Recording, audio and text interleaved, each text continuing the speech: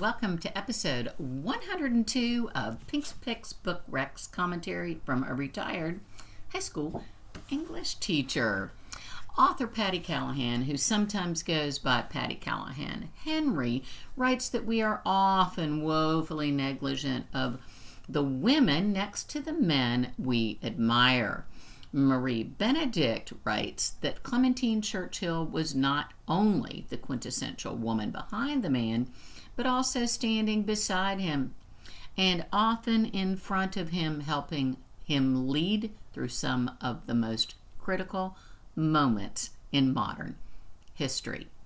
Today's historical fiction titles: Becoming Mrs. Lewis and Lady Clementine each shine light on the lives of two very accomplished ladies whose legacies are often lost in the shadows of their legendary husbands.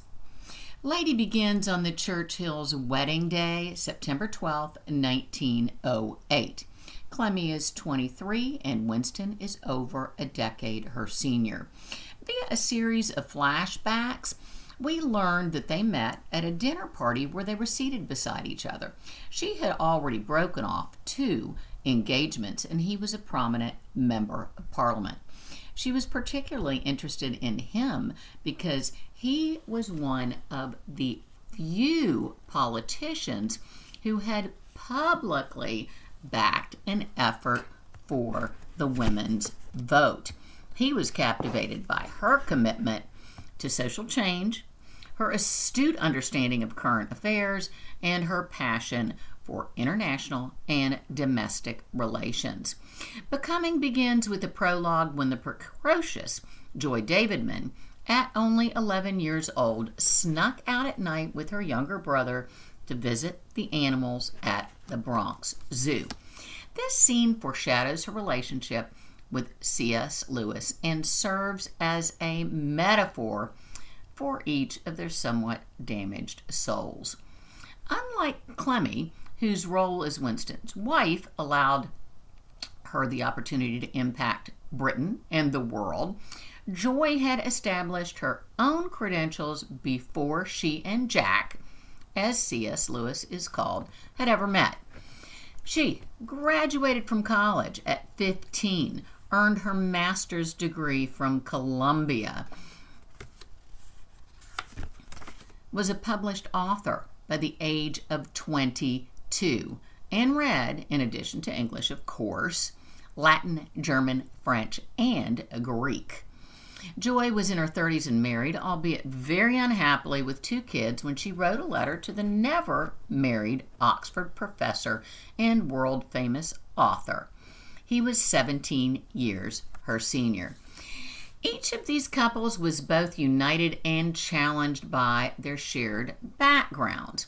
Winston and Clementine had both been raised by unconventional, unaffectionate mothers. Clemmie's mom entered into an unhappy union before engaging in perhaps happier affairs with several men who fathered her 4 children. She left the caretaking to servants. And Winston's mother, the exquisite American-born heiress, Jenny Jerome, her number of affairs rivaled that of Clemmie's mom, and she'd left the raising of Winston and his younger brother to their beloved nanny. C.S. Lewis earned worldwide acclaim for his Narnia Chronicles, as well as for his well-documented journey from atheism to Christianity. Joy's original missive to him included questions about spirituality, as she too had converted, in her case, from Judaism to atheism to Christianity. They spent years as pen pals before they actually met, sharing personal experiences with and debating profound questions about faith. After they married, Clementine, at Winston's insistence, informed and edited every single one of his speeches. As they kept dramatically different hours, she was often fatigued by the constant counsel her husband demanded. It's no small wonder she had any energy left to devote to her own initiatives, of which there were many. Some of my favorite scenes in the book include Benedict's depiction of Clemmie's visits during World War II to bomb shelters, meeting the residents, learning that many were homeless, and seeing the deplorable conditions led Clemmie to lobby for improvements. Joy and Jack not only edited each other's writing, but also offered each other article and book ideas. I love how Callahan showcases Joy's immense talent by beginning each chapter with an epigraph from Joy's poetry collections.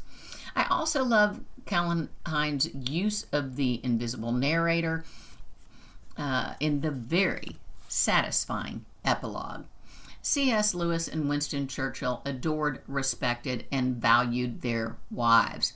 These well-researched novels reveal why. I give both books A's. Until next time, stay safe, make good choices, and do your homework. Bye-bye.